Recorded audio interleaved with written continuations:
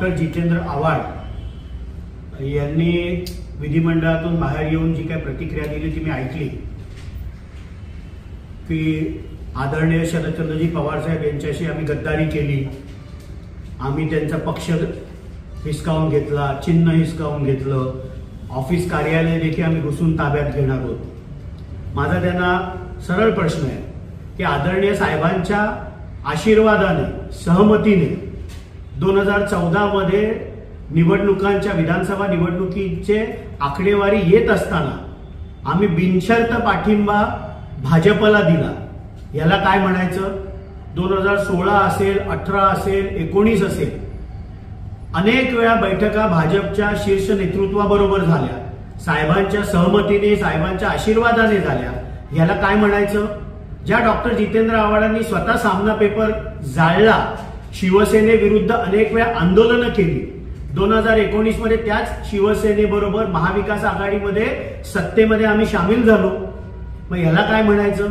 म्हणजे आदरणीय साहेबांच्या आशीर्वादाने, आदरणीय साहेबांच्या सहमतीने एखादा निर्णय झाला तर तो साहेबांचा आशीर्वाद, पण एक वेगळी राजकीय भूमिका आमचे राष्ट्रीय अध्यक्ष, राज्याचे लाडके उपमुख्यमंत्री माननीय अजितदादा पवार साहेब यांनी 2 जुलैला घेतली, तर ती मात्र गद्दारी। त्यामुळे डॉक्टर जितेंद्र आव्हाडांची नक्की गद्दारीची व्याख्या काय याचं आत्मपरीक्षण त्यांनी स्वतः करावं। कळव्याची शाखा असेल, खाडीगावची शिवसेनेची शाखा असेल, ही कोणामुळे तुटली हे बहुतेक ते विसरले असतील। त्याच शिवसेनेचे गोडवे, ज्याचा प्रखर विरोध डॉक्टर जितेंद्र आव्हाडांनी केला, त्याच शिवसेनेचे गोडवे सध्या ते गात असतात।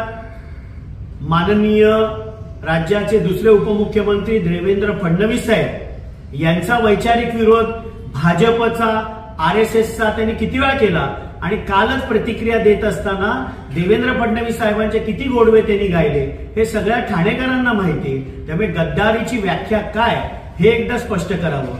ज्या वेळेला 2 जुलैला आम्ही शपथविधी घेतली, रात्री 2 वाजता विधानसभा अध्यक्ष राहुल नार्वेकरांकडे डिस्क्वालिफिकेशन पिटिशन आपण टाकलं, निवडणूक आयोगासमोर 2-3 महिने सुनावणी झाली, त्याच्यानंतर निर्णय आम्हाला मिळाला। त्यामुळे आम्ही लोकशाही मार्गाने, केंद्रीय निवडणूक आयोगाने आम्हाला पक्ष दिलं, चिन्ह दिला, विधानसभा अध्यक्ष राहुल नार्वेकर यांनी निर्णय दिला, आणि आमचं कुठलाही 41 लोक डिस्क्वालिफाय झाले नाही। त्यामुळे उगाचच वाजवा तुतारी, ती तुम्हीच तुतारी पुन्हा रायगडला जाऊन वाजवा, आणि कुठल्याही आमच्यामध्ये तुमचं कार्यालय ताब्यात घेण्याचा कुठलाही विचार झालेला नाही। ते कार्यालय तुम्हाला महाराष्ट्र शासनाने दिलेलं आहे, आम्हाला आमचं कार्यालय शासनाने दिलेलं आहे, आणि आमचं पक्षाचं कामकाज उत्कृष्टरित्या माननीय प्रांताध्यक्ष खासदार सुनील तटकरे साहेब यांच्या नेतृत्वाखाली तिथनं चाललंय।